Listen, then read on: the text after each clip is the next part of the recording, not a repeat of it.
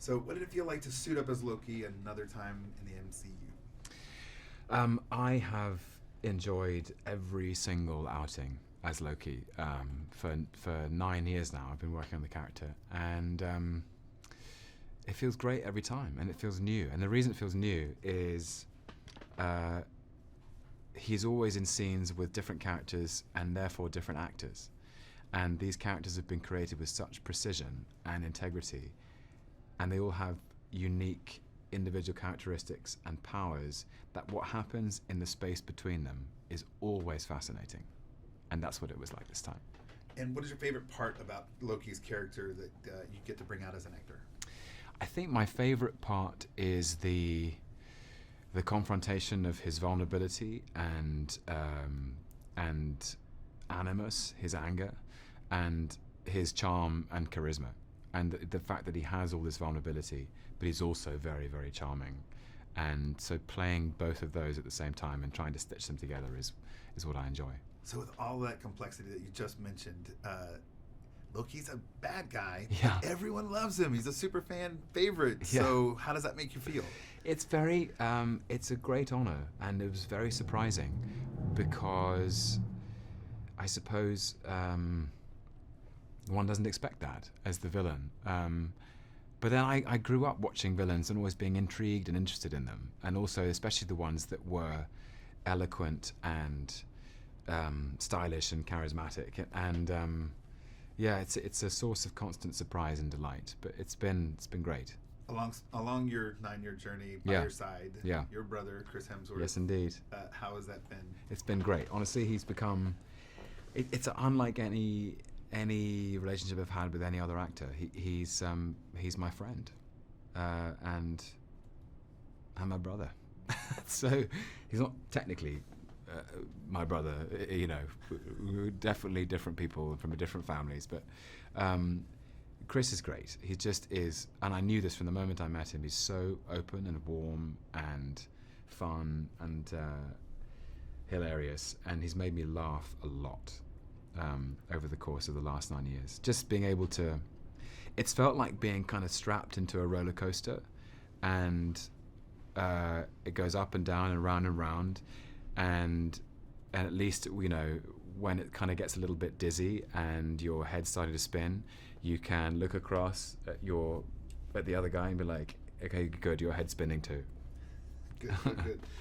What does it mean to have all these characters coming on screen? How do you feel about how the MCU is being celebrated here in the 10th year in Avengers: Infinity Wars?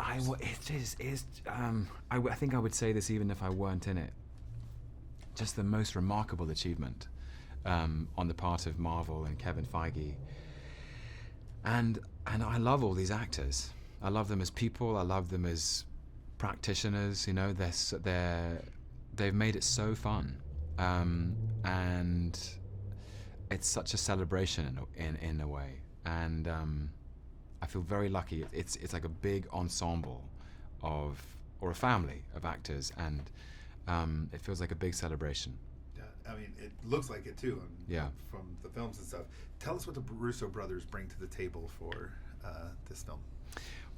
My first time working with the Russo brothers, and I think that their work on the Captain America films is without equal. What they're very good at is they understand that drama, conflict, and humor comes in the confrontation between characters. So they're very good at respecting the integrity of each character, and then putting characters in a space where something unpredictable will happen. And I think they complement each other. So, and they disagree with each other, which I loved, because it reminds me of Thor and Loki, but in a slightly healthier way. And both of their perspectives are valid. So, in my experience, on different days and different scenes, one would have a clearer strength, and then the other one would step forward. It was a really interesting dynamic to watch. They're great.